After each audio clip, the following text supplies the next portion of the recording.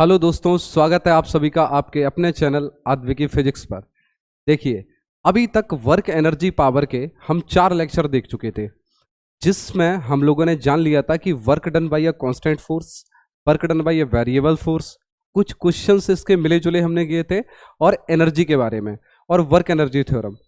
Energy के बारे में जो हमने चर्चा की थी वो काइनेटिक एनर्जी के बारे में चर्चा की थी, और उससे रिलेटेड जो हमारी वर्क एनर्जी थ्योरम है उसकी चर्चा की थी। ठीक, हमने बात की थी कि हम पोटेंशियल एनर्जी पर भी बात करेंगे, लेकिन पोटेंशियल एनर्जी पर बात करने से पहले हम जो चर्चा करने वाले हैं आज के topic conservative and non conservative force पर। कारण क्या है कि जो पोटेंशियल एनर्जी है वो केवल और केवल कंजर्वेटिव फोर्स के लिए डिफाइन होती है। ठीक है, तो आज हम लोग क्या देखने वाले हैं कि कंजर्वेटिव और नॉन कंजर्वेटिव फोर्स क्या होते हैं, दोनों के बीच में डिफरेंस क्या है। ठीक, और इनसे रिलेटेड कुछ क्वेश्चन देखेंगे। बढ़िया बढ़िया सवाल लेकर आया हूं मैं आपसे, तो चलते हैं, शुरुआत करते हैं आज की कहानी की। तो हेडिंग क्या है हमारी? कंजर्वेटिव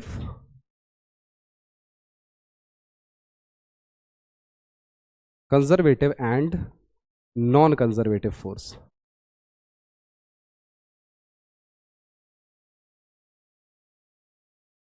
ठीक, conservative and non conservative force, इसको हिंदी में बोलते हैं संरक्षी,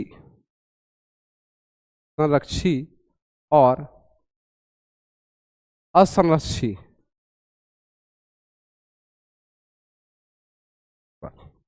ठीक, क्या कहानी है इसकी? तो देखिए, दोनों के बीच में हम यही डिफरेंस ले लेते हैं, क्या होते हैं कंजर्वेटिव और नॉन कंजर्वेटिव फोर्स। सबसे पहले कंजर्वेटिव,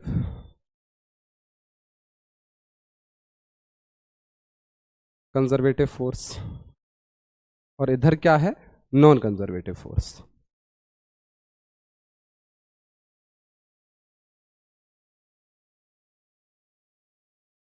डिफरेंस भी देख लेंगे और परिभाषा भी जान लेंगे।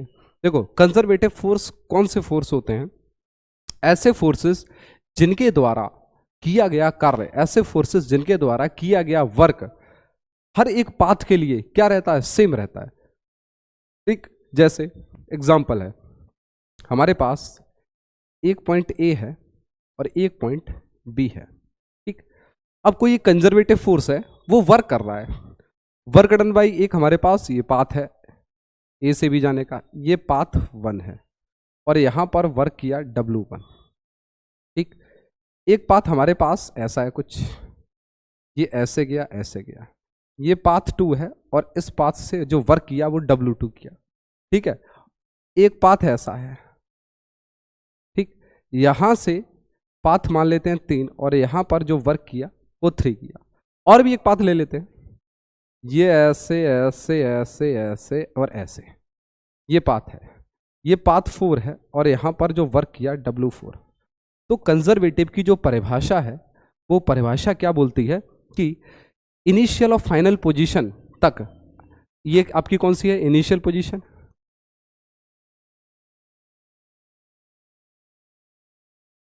और ये कौन सी है आपकी? Final position.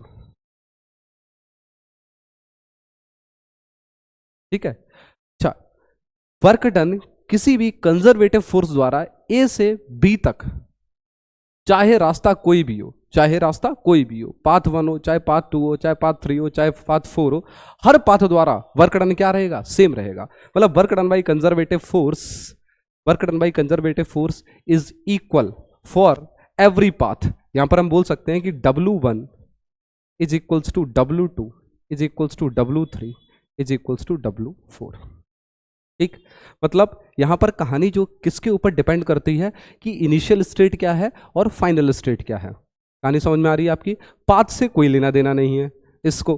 देखो, कंजर्वेटिव फोर्स हुआ तो इनिशियल पोजीशन और फाइनल पोजीशन, बस इससे उसे लेना देना है। रास्ता कोई भी हो, कोई फर्क नहीं पड़ता है। जैसे जैसे अगर नॉन कंजर्वेटिव फोर्स की हम बात करें, तो यहां पर नॉन कंजर्वेटिव फोर्स हुआ तो work W1 is not equals to W2 is not equals to W3 is not equals to W4। ये क्या है? ये नॉन कंजर्वेटिव फोर्स है। मतलब work done non conservative force के लिए पाथ के ऊपर डिपेंड कर जाता है। ठीक है, तो आप यहां पर क्या लिख सकते हो? आप यहां पर लिख सकते हो कि वर्क डन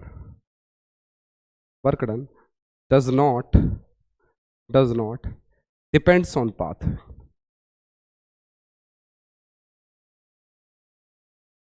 ठीक है, ठीक। Work done by A conservative force does not depends on path. यहां पर क्या लिख सकते हो, work done depends on path. ठीक है, अभी इनके एग्जाम्पल भी लेंगे, मैं आपको करके दिखाऊंगा कि पाथ पर डिपेंड करता है कि नहीं करता है, ये कहानी आपको पूरी क्लियर करूंगा। ठीक है, दूसरी चीज क्या है, दूसरा जो पॉइंट है आपका वो क्या है कि for a closed path, closed path work done by conservative force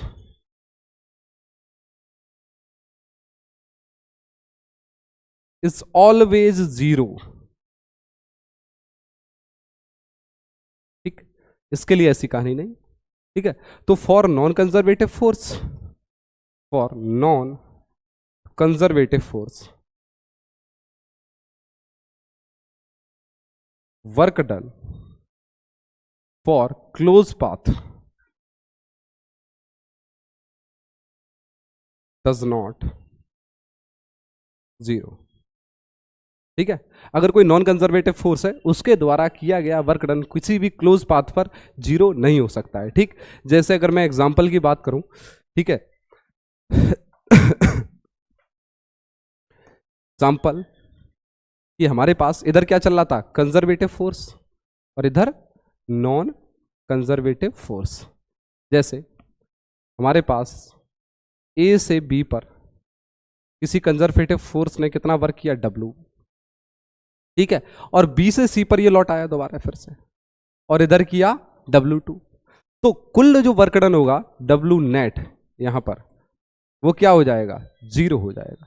मतलब W1 प्लस W2 क्या होना चाहिए, जीरो होना चाहिए। अच्छा, इस केस में क्या है कहानी, W1 plus W2 is not equals to zero. ठीक, जो वर्क डन है वो जीरो के बराबर नहीं आएगा, या फिर हम यहां पर ये भी कह सकते हैं कि जितना ए से बी तक जाने में वर्क किया होगा उतना ही बी से ए तक आने में नेगेटिव वर्क कर दिया होगा। ठीक है, कंजर्वेटिव फोर्स द्वारा। कहानी समझ में आ रही है, नॉन कंजर्वेटिव फोर्स पर कुछ अलग ही कहानी चलती है। ठीक, अच्छा, जो कंजर्वेटिव फोर्स है ये क्या होता है, ये एक स्टेट फंक्शन है। स्टेट फंक्शन क्यों, क्योंकि इसका वर्क किसके ऊपर डिपेंड करता है, स्टेट के ऊपर डिपेंड करता है। इनिशियल स्टेट क्या है, फाइनल स्टेट क्या है। ठीक है, ये क्या है, पाथ फंक्शन, क्योंकि इसकी कहानी किसके ऊपर डिपेंड करती है, पाथ के ऊपर डिपेंड करती है। ठीक, अगर मैं एग्जांपल लूं कंजर्वेटिव फोर्स के, एग्जांपल लूं कंजर्वेटिव फोर्स के, तो ग्रेविटेशनल फोर्स,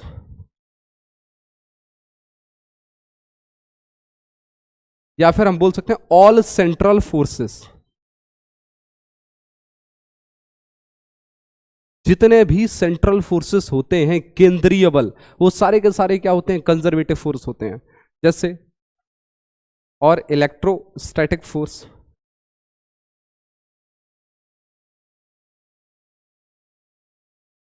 ठीक, स्प्रिंग फोर्स, ये सारे क्या हैं, कंजर्वेटिव फोर्स हैं। इसका है क्या, friction, friction force, drag force, etc. ठीक, तो याद रखिए ये तीन फोर्स क्या हैं, कंजर्वेटिव नेचर के होते हैं। तभी देखिए पोटेंशियल एनर्जी किसके लिए डिफाइन है, कंजर्वेटिव फोर्स के लिए डिफाइन है। आपने सुना होगा ग्रेविटेशनल पोटेंशियल एनर्जी, सुना है कि नहीं सुना है। ठीक है, आपने कभी फ्रिक्शनल पोटेंशियल एनर्जी नहीं सुनी होगी, ड्रैग पोटेंशियल एनर्जी नहीं सुनी होगी। ठीक है, आपने हमेशा सुना होगा इलेक्ट्रोस्टैटिक पोटेंशियल एनर्जी, आपने सुना होगा स्प्रिंग पोटेंशियल एनर्जी। ये सब आपने जो जिसकी पोटेंशियल एनर्जी डिफाइन है, आप समझ लीजिए वहां कहीं ना कहीं कंजर्वेटिव फोर्स का खेल हो रहा होगा। ठीक है, तो पोटेंशियल एनर्जी डिफाइन ही किस वजह से है, कंजर्वेटिव फोर्स की वजह से। ठीक, एक एग्जांपल लेते हैं, देखो कंजर्वेटिव और नॉन कंजर्वेटिव। जैसे अगर मैं नॉन कंजर्वेटिव की बात करूं तो हमारे पास एक रास्ता है, ठीक है, ये रास्ता है। ठीक, ये एक लोकेशन ए है और ये लोकेशन बी है, ये पाथ 1 है। ठीक है, और एक ऐसे करके पाथ गया है, ऐसे करके, ऐसे करके, एक ये रास्ता है। ठीक, ठीक है, ये एक हमारे पास रास्ता है, ये डी, सी और डी ले लेते हैं। ठीक, तो एक यहां से पार्टिकल जा रहा है, ठीक, और एक सीधा पार्टिकल जा रहा है, ये पार्टिकल आ रहा है, ठीक, और दोनों रास्तों से एक रास्ता, पाथ कौन सा है, ये पाथ 2 है, path A C D B, एक तो पाथ ही है, और एक पाथ क्या है, ये पाथ 2 है। पाथ 1 हमारे पास क्या है, ए बी, सीधा पाथ। अब फ्रिक्शन फोर्स वर्क कर रहा है, तो सोचिए आप, पहले फ्रिक्शन ने इधर नेगेटिव वर्क किया, फिर इधर नेगेटिव वर्क किया, फिर इधर नेगेटिव वर्क किया, ठीक है, और एक पाथ ये है ए से बी में, फ्रिक्शन ने सीधा इधर नेगेटिव वर्क किया, तो सबसे ज्यादा फ्रिक्शन नेगेटिव वर्क कहां करेगा, जहां पाथ सबसे ज्यादा बड़ा होगा, ये वाला पाथ, ये वाला पाथ, ये वाला पाथ। फ्रिक्शन हमेशा नेगेटिव वर्क करता है भाई। फ्रिक्शन का वर्क क्या होता है, फ्रिक्शन क्या लगता है, म्यू इंटू एन, और वर्क क्या होता है, minus F S cos theta. Friction हमेशा मोशन को अपोज करता है, तो जिधर मोशन हो रहा होगा उसके अपोजिट फ्रिक्शन लगता है, और जिधर मोशन हो रहा होगा उधर ही क्या होता है, डिस्प्लेसमेंट, विस्थापन होता है, ठीक है। तो अगर मोशन इधर हो रहा है, डिस्प्लेसमेंट इधर हो रहा है, तो फ्रिक्शन हमेशा ऐसा लगेगा, और ये एंगल कितना आ गया, 180 डिग्री। तो फ्रिक्शन नेगेटिव वर्क करेगा, और नेगेटिव वर्क करेगा तो इस पूरे रास्ते पर वो नेगेटिव वर्क करेगा, पूरे रास्ते पर। तो यहां पर ए सी डी वी, इस पाथ के द्वारा किया गया जो वर्क है, फ्रिक्शन द्वारा किया गया वर्क है, वो हमेशा ज्यादा होगा, और ए बी पाथ क्या सीधा है, छोटा पाथ है, तो फ्रिक्शन क्या करेगा, कम वर्क करेगा। तो यहां पर वर्क है वो पाथ के ऊपर डिपेंड नहीं कर रहा है, ठीक, सॉरी, वर्क है जो वो स्टेट के ऊपर डिपेंड नहीं कर रहा, पाथ के ऊपर डिपेंड कर रहा है। तो आप कहानी समझ रहे हो, ठीक है। इस रास्ते से वर्क ज्यादा आएगा, इस रास्ते से वर्क कम आएगा, ठीक। तो और यहां पर कहानी आपने देखी थी कि जो वर्क है वो पाथ के ऊपर डिपेंड नहीं करता है, ठीक है। इसका भी एक प्रूफ ले लेते हैं, बढ़िया सा। देखो, ग्रेविटेशनल फोर्स एक कंजर्वेटिव फोर्स है। देखो हमारे पास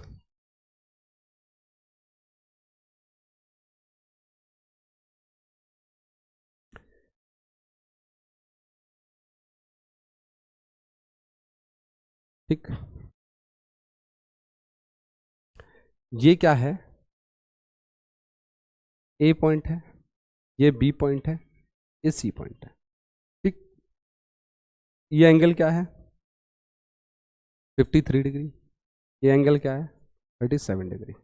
वर्क का फॉर्मूला क्या होता है, और ये हाइट कितनी है, h है, और यहां पर एक ब्लॉक रख दिया है m मास का, ठीक है। इस लोकेशन को a बोल दिया, m मास का ब्लॉक रखा हुआ है, ठीक। वर्क का फॉर्मूला क्या होता है, वर्क बराबर force into displacement into cos theta, यही तो होता है, एफ एस कॉस थीटा होता है, W बराबर एफ एस कॉस थीटा होता है, ठीक है, एफ एस कॉस थीटा। अब ब्लॉक ए पोजीशन पे रखा हुआ, उसको रिलीज किया हुआ है, उसको कहां आना है, या फिर तो सी पर आएगा या फिर तो वो बी पर आएगा। चाहे वो कहीं पे आए, सी पर आए तो भी डिस्प्लेसमेंट देखो कितना होगा, एच ही होगा भाई। इनिशियल पोजीशन ही है, फाइनल पोजीशन ही है, तो कितना नीचे आया है, एच ही हाइट तो नीचे आया है, ठीक है। चाहे वो ए से कहां है, बी पर आए, तो भी डिस्प्लेसमेंट उसे कितना करना है, एच करना है। मतलब फाइनली चलना तो उसे एच ही है, चाहे सी लोकेशन पे जाए चाहे बी लोकेशन पे जाए। देखो ये लोकेशन मैंने अलग अलग बनाई है, थोड़ा कंफ्यूज मत होना। मैं ऐसे भी कह सकता था कि ए से डब्बा कहां आया, सी पर आया इस वाले पाथ से, और ए से डब्बा कहां आया, सी पर इस वाले पाथ से, ठीक है। मैंने सी की जगह वो पॉइंट बी ले लिया, ठीक। तो डब्बे को आना अल्टीमेटली कहां पर है, नीचे ही आना है। और इस पॉइंट को एक काम करते हैं, नाम दे देते हैं, इस पॉइंट को डी नाम दे देते हैं, ठीक है। डब्बे को अल्टीमेटली कितना चलना है, एडी ही चलना है, मतलब फाइनल पोजीशन जो क्या है वो उसकी डी ही है। बस उस पोजीशन को थोड़ा हटा के मैंने सी इधर दिखा दिया, बी इधर दिखा दिया। आप थोड़ा नेक्स्ट समझने की कोशिश करो। मुझे क्या प्रूफ करना है कि ए से जब वो सी आएगा तब भी सेम वर्क होगा, ए से बी जाएगा तब भी सेम वर्क होगा, वर्क डन बाई ग्रेविटी, ठीक। तो अगर मैं इस डब्बे की बात करूं, ध्यान से देखो, तो ये डब्बा ऊपर रखा हुआ, डब्बा जब नीचे आएगा तो डब्बे पे फोर्स कितना लगेगा, इधर देखो, ये डब्बा है एम मास का, इधर क्या आता था, एम जी आता है, इधर क्या है, एम जी कॉस थीटा, इधर क्या आता था, एम जी साइन थीटा, और ऊपर क्या आता था, नॉर्मल, ठीक। अगर डब्बा ए सी रास्ते से जाएगा तो हमें ए सी रास्ता चाहिए, डिस्प्लेसमेंट, तो ए सी क्या हो जाएगा, sine theta 37 equals to sine theta, sine 37 equals to कितना हमारे पास, साइन थीटा इक्वल्स टू क्या होता है, perpendicular upon hypotenuse, perpendicular H upon A C, तो ए सी बराबर क्या आ गया, एच अपॉन साइन 37, ये पाथ आ गया।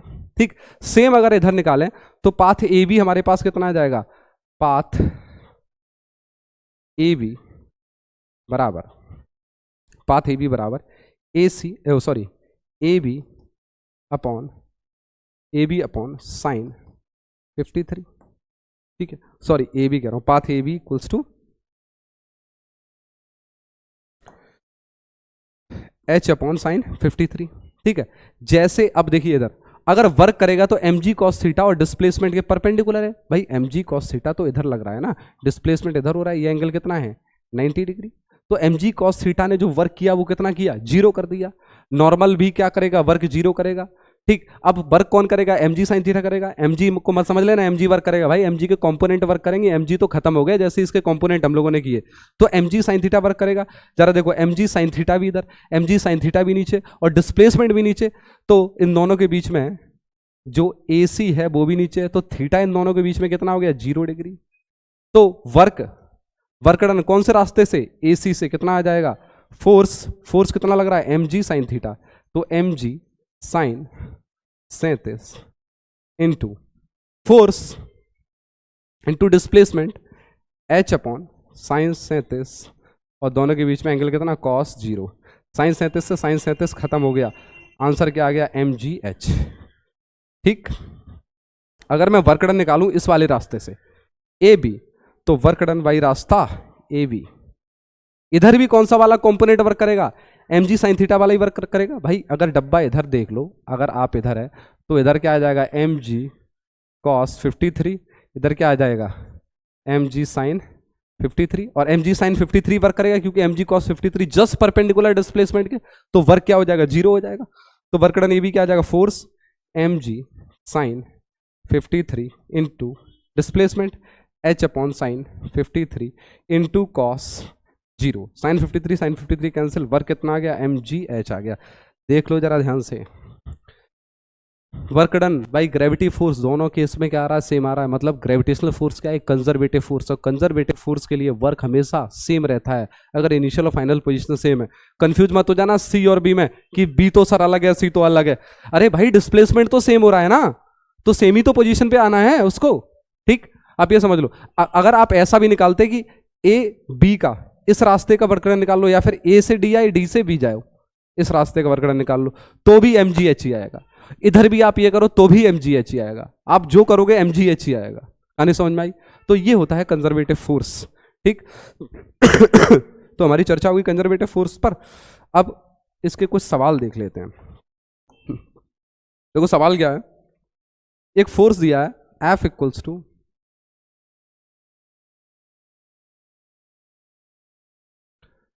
गिवन फोर्स, क्वेश्चन है ये आपका, given force F equals to, force दे रखा है Y square I cap plus 2xy J cap. ठीक, 2xy जे कैप, ओके।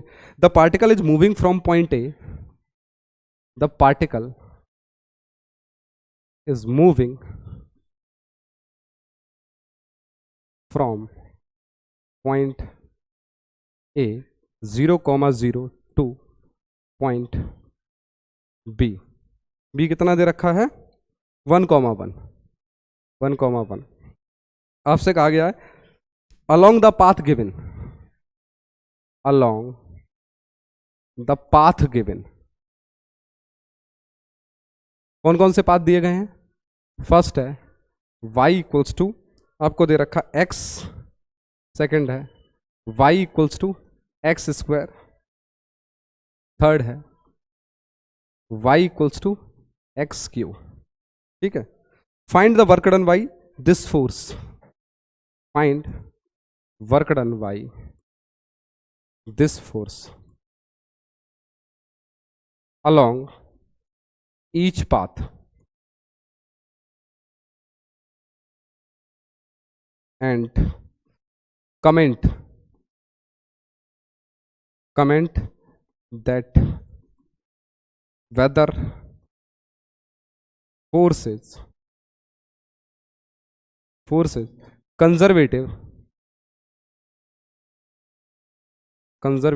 और नॉन कंजर्वेटिव। ठीक है, आपको ये कहानी पूछी गई, तो आपसे क्या कहानी पूछी गई है? ये कहानी पूछी गई है कि एक फोर्स है, ठीक है, वो लगता है किसी पार्टिकल पर ए से लेकर बी तक, ठीक है, और ये 3 रास्ते हैं, इन तीनों रास्तों के अलोंग लगता है, तो वर्क डन निकालिए हर एक पाथ द्वारा जब वो पार्टिकल गया है, और बताइए कि ये फोर्स कंजर्वेटिव है कि नहीं है। ठीक है, शुरुआत करते हैं, कोई दिक्कत वाली बात नहीं। देखो, हमारे पास वर्क का फॉर्मूला क्या होता है? Integral F dot d s, और ds आपके पास क्या होता है? ds vector equals to d x i cap plus d y j cap plus d z के कैप, ये होता है। तो वर्क निकाल लो, वर्क डन। f कितना है? Y square I cap plus 2xy J cap dot D x i cap plus d y j cap plus d z के cap. ठीक, तो हमारे पास कितना आ गया? वर्क। डॉट कर दो तो y square d x i dot i 1 हो गया, प्लस आई का बाकी किसी के साथ करोगे 0 हो जाएगा। अब जे का जे के साथ हो जाएगा, तो 2xy D y j cap, और जे का किसी के साथ करोगे 0 हो जाएगा। के का कोई है नहीं यहाँ पर फैक्टर, तो कहानी खत्म करो। ये हमारे पास वर्क आ गया और ये इंटीग्रल। अब हमसे क्या पूछा गया? पहला पाथ क्या है? y बराबर x। तो पहला पाथ क्या है?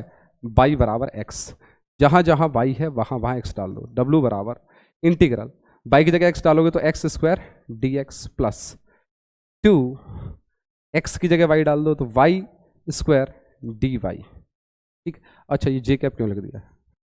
ठीक, इंटीग्रेशन कहां से कहां तक? 0 से 1 तक। 0 से 1 x में दे रखा है, इंटीग्रल 0 से 1 y में दे रखा है। तो वर्क हमारे पास कितना आ गया? एक्स स्क्वायर का एक्स क्यूब बाई 3 और 0 से 1 प्लस 2 वाई क्यूब बाई 3 और कहाँ से कहाँ तक? 0 से 1। लिमिट डालो तो ये क्या आ गया? 1/3 प्लस 2 इंटू 1/3, ये अल्टीमेटली 1 जूल आ गया वर्क। कौन से रास्ते से? कौन से रास्ते से? कौन से रास्ते से? जब रास्ते से गए कौन से? y बराबर x वाले रास्ते से गए। दूसरा रास्ता कौन सा है? दूसरा रास्ता है y बराबर एक्स स्क्वायर, तो y बराबर एक्स स्क्वायर, ये सेकंड वाला रास्ता है, डाल दो इसके अंदर भाई। तो w बराबर हमारे पास क्या है? इंटीग्रल y बराबर एक्स स्क्वायर। देखो y स्क्वायर की जगह क्या डालोगे? y स्क्वायर की जगह यहां पर y बराबर एक्स स्क्वायर है, y बराबर एक्स स्क्वायर है, तो x की पावर 4 हो जाएगा ये। इंटीग्रल x की पावर 4 dx प्लस 2, x की जगह देखो क्या डालोगे? x y बराबर एक्स स्क्वायर, तो x बराबर रूट वाई, तो यहां पर वैल्यू क्या हो जाएगी? 2 इंटू वाई की power 1/2 into y d y, और ये इंटीग्रल। लिमिट लगा दो 0 से 1, 0 से 1। भाई पाथ में क्या दे रखा है? x में 0 से 1 गया और y में भी कहां गया? 0 से 1 गया। ठीक, तो यहां पर क्या आ जाएगा आपके पास? x की पावर 5/5 और क्या? 0 से 1 प्लस 2, यहां पर y की पावर कितना आ जाएगा? 3/2, तो y की पावर 3/2 प्लस 1 अपॉन 3/2 प्लस 1, अब लिमिट 0 से लेकर 1 तक। यहां पर लिमिट डालोगे, अपर लिमिट 1/5, 0 डालोगे तो 0 हो जाएगा, प्लस 2 इंटू y की पावर 3/2, अपर लिमिट 1 डालोगे तो ये क्या हो जाएगा? 1 की पावर 3/2 प्लस 1, 1 की पावर कुछ भी करो तो क्या रहता है? 1 ही रहता है, 0 के अलावा। अच्छा 0 भी कर दो तो भी बना जाएगा। ठीक है, 2 इंटू 1 अपॉन 3/2 प्लस 1, तो कितना आ गया? 2 5 इंटू 2। ठीक, तो आपके पास कितना आ गया? 1/5 प्लस 4/5, और ये भी क्या आ गया? 1 जूल। ठीक है, तो हम 2 रास्तों से गए और हमको वर्क सेम मिला। अब रास्ता क्या बचा? y बराबर एक्स क्यूब। इसको भी देख लेते हैं, को भी देख लेते हैं। कौन से कलर से? इस कलर से देखते हैं। अच्छा थोड़ा सा क्लीन कर देते हैं ये। y बराबर एक्स क्यूब।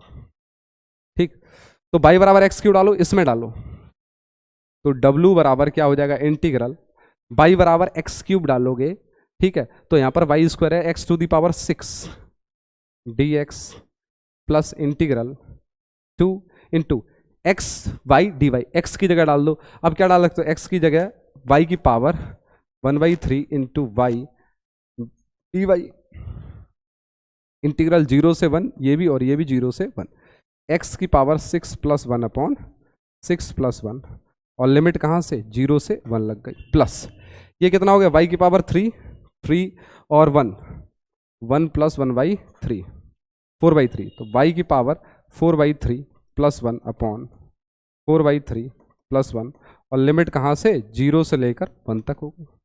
यहाँ पर कितना आ गया 1/7 प्लस ये y की पावर 4/3 प्लस 1, यहाँ पर 1 डालोगे तो 1 की पावर कुछ भी होगी 1 ही आ जाएगा, 1/3 बन जा 3 7, और ये 3 ऊपर पहुंच जाएगा, ये आ गया। तो हमारे पास क्या आ गया अल्टीमेटली, एक सेकंड, हो 2 रह गया, 2 रह गया, यहाँ पर 2 रह गया, तो इंटू 2, तो 1/7 प्लस 6/7, और ये भी क्या आ गया 1 जूल आ गया। मतलब क्या है, देखो चाहे इस रास्ते से गए हो तो भी वर्क 1 जूल आया, चाहे इस रास्ते से गए हो तो भी वर्क 1 जूल आया, चाहे इस रास्ते से गए हो तो भी वर्क 1 जूल आया। मतलब जो ये फोर्स है ये कैसा फोर्स है, एक कंजर्वेटिव फोर्स है। कहानी आपको समझ में आई, ये कैसा फोर्स है, एक कंजर्वेटिव फोर्स है। ठीक, एक और सवाल देखते हैं।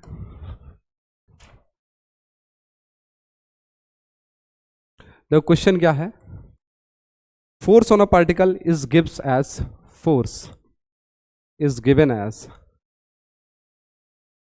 कैसे फोर्स दे रखा है, F vector equals to Y I cap plus X J cap, F vector equals to Y I cap plus X J cap. ठीक, find work done by the force,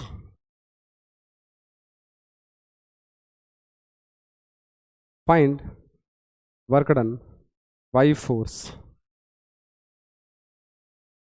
from for particle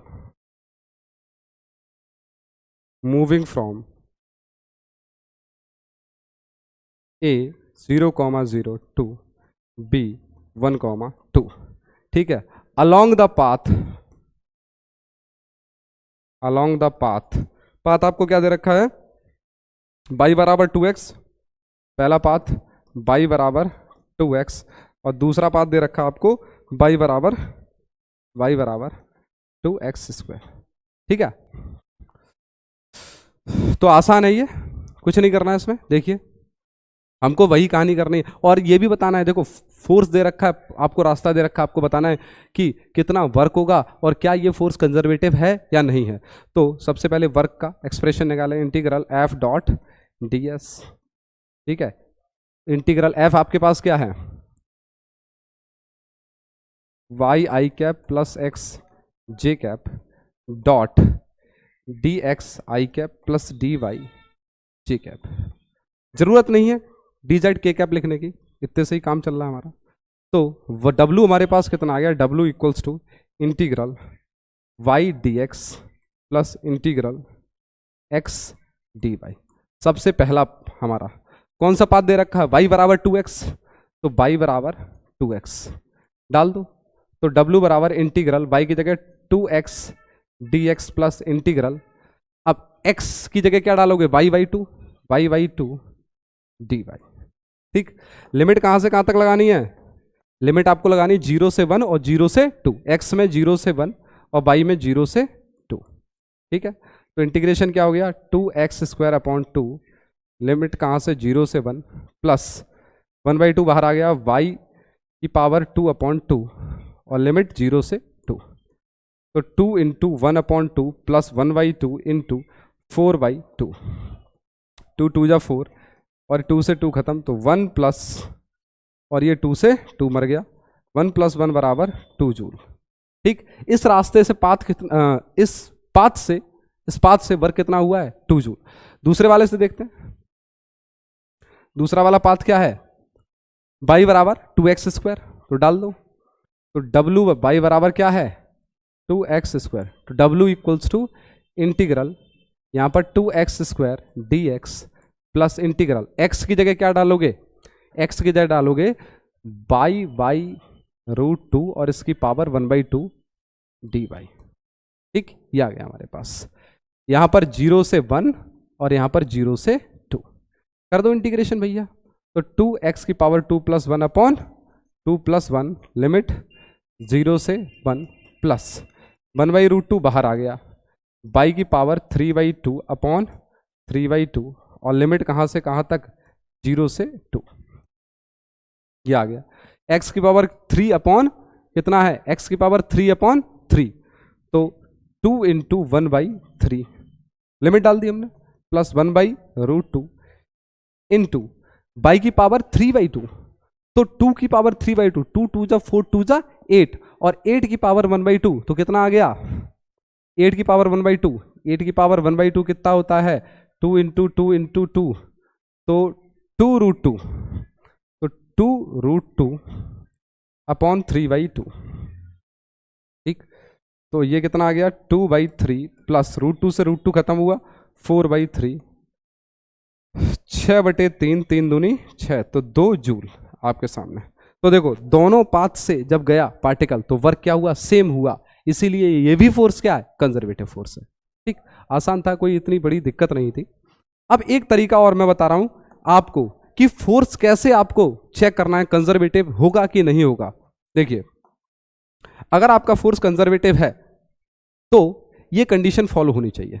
जैसे कोई भी force दिया, F = क्या है, Fx_i plus Fy_j plus Fz_k, इस तरीके का फोर्स दिया आपको। ठीक, ये कंजर्वेटिव है या नहीं है, तो आप कैसे चेक करोगे, ध्यान रखिए।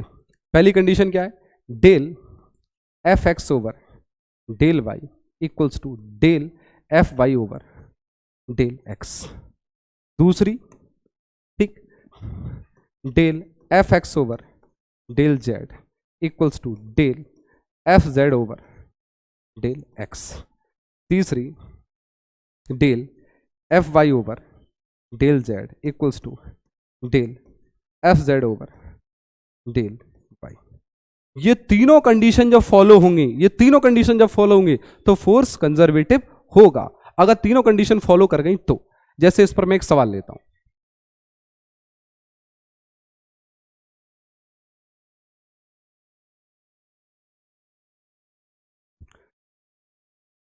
एक क्वेश्चन है, F बराबर 3y_i प्लस 3x_j। आपको ये चेक करना है फोर्स कंजर्वेटिव है या नहीं है। ठीक है, तो कैसे चेक करेंगे, सबसे पहली कंडीशन क्या है, डेल Fx/, ठीक है, इसको हमने कैसे लिख लिया, देखो F वेक्टर = इसको ऐसे लिख सकते हैं, 3y_i plus 3x_j plus 0k।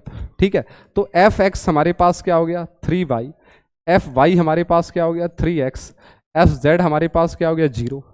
जरा चेक करो, पहली कंडीशन लगाई, del Fx/del y, del Fx/del y, y के रिस्पेक्ट में से डिफरेंशिएट किया, पार्शियली डिफरेंशिएट करना है। ठीक है, इसको डिफरेंशिएट किया तो क्या आ गया, 3 आ गया, 3 बराबर। ठीक, फिर डेल Fy/del x, Fy क्या रहा है, ये रहा, इसे x के रिस्पेक्ट में डिफरेंशिएट करना पार्शियली, तो यहां पर क्या आ गया, 3 आ गया।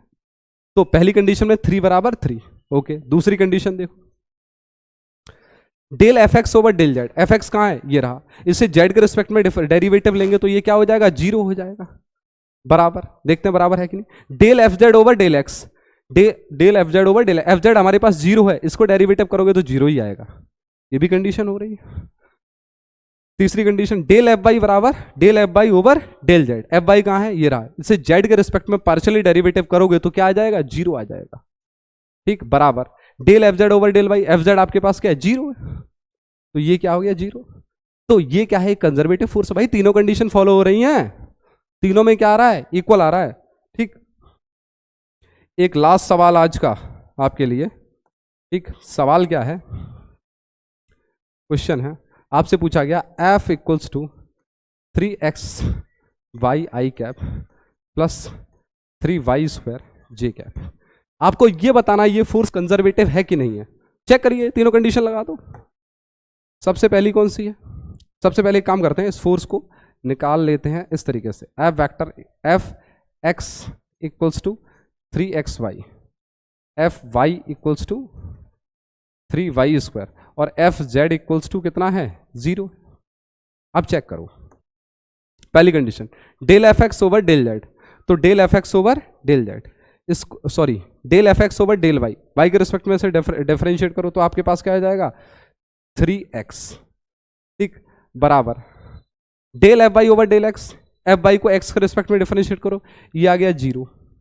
देखिए यहीं पर गलत हो गया, 3x is not equals to 0। भाई 3x यहां भाई 3x आ जाता तो क्या होता, ये सही होता, तो ये फोर्स क्या होता कंजर्वेटिव होता। अभी ये फोर्स क्या नहीं है, कंजर्वेटिव नहीं है। ठीक, चलो अगर आपको लगता है तो एक और सवाल देख लो, एक और क्वेश्चन देख लेते हैं। क्वेश्चन इसी में से उठा लेते हैं, एक काम करते हैं पुराना जो हमारा सवाल है ये वाला, y² + 2xy j cap, y² + 2xy j cap. Question है f equals to y² i cap + 2xy j cap, क्या ये कंजर्वेटिव है या नहीं है। ठीक, चेक करते हैं, थोड़ा सा ही हटा दें, थोड़ा सा ही हटा दें। देखो वैसे तो भाई हमें पता है ये कंजर्वेटिव है, लेकिन चेक करते हैं। देखो यहाँ पर fx होगा आपके पास y², fy आपके पास होगा 2xy और fz आपके पास क्या होगा 0 होगा। चेक करो, चेक करते हैं। तो सबसे पहले del F x over del y, f x का डेरिवेटिव लेंगे वाई के रिस्पेक्ट में, तो क्या आ जाएगा 2y, पहली कंडीशन है 2y। फिर आपको क्या करना है del F y over del x, F y क्या है ये रहा, और x के रिस्पेक्ट में डिफरेंशिएट करो तो क्या आ जाएगा 2y आ जाएगा, तो 2y बराबर 2y। पहली कंडीशन तो आ रही है, फुलफिल हो रही है। दूसरी वाली देखो del F x over del z, अच्छा एफ एक्स का डिफरेंशिएट जेड के रिस्पेक्ट में 0 आ गया भाई, भाई पार्शियल डेरिवेटिव ले रहे हो जेड के रिस्पेक्ट में डिफरेंशिएट करो 0 आ गया। अब दूसरा क्या है del f z over del x, z का डिफरेंशिएशन एक्स के रिस्पेक्ट में जेड पहले से ही 0 है तो ये क्या आ गया 0 आ गया। तीसरा केस क्या है del F y over del z, f y कहाँ रहा ये रहा, जेड के रिस्पेक्ट में डेरिवेटिव लोगे पार्शियली, यहां जेड है ही नहीं, ये क्या है कांस्टेंट हो जाएगा 0 बराबर। ठीक है, del f z over del y, f z already 0 है तो ये भी 0, तो ये भी क्या है एक कंजर्वेटिव फोर्स है। पार्शियल डेरिवेटिव का अगर कॉन्सेप्ट आपको नहीं आता है तो आप सीख लीजिए, जिसके रिस्पेक्ट में अगर हम डिफरेंशिएट करते हैं, ठीक है, केवल उसी का डिफरेंशिएशन होना है, बाकी सारी चीजें क्या रहती हैं कांस्टेंट रहती हैं। तो ये आज हमारा जो लेक्चर था कंजर्वेटिव फोर्स पर था और नॉन कंजर्वेटिव फोर्स पर था। ठीक है, अब हम पोटेंशियल एनर्जी को अच्छे से समझ सकते हैं। तो कल हम पोटेंशियल एनर्जी पर लेक्चर लेकर आएंगे, अपना अच्छा सा लेक्चर, बढ़िया सा लेक्चर। ठीक है, बहुत कुछ था इस लेक्चर में, मैंने आपको बता दिया। ठीक है, अच्छे अच्छे क्वेश्चन करवा दिए। मिलते हैं कल आपसे इसी समय, तब तक के लिए नमस्कार, शुभ रात्रि, शब्बा खैर।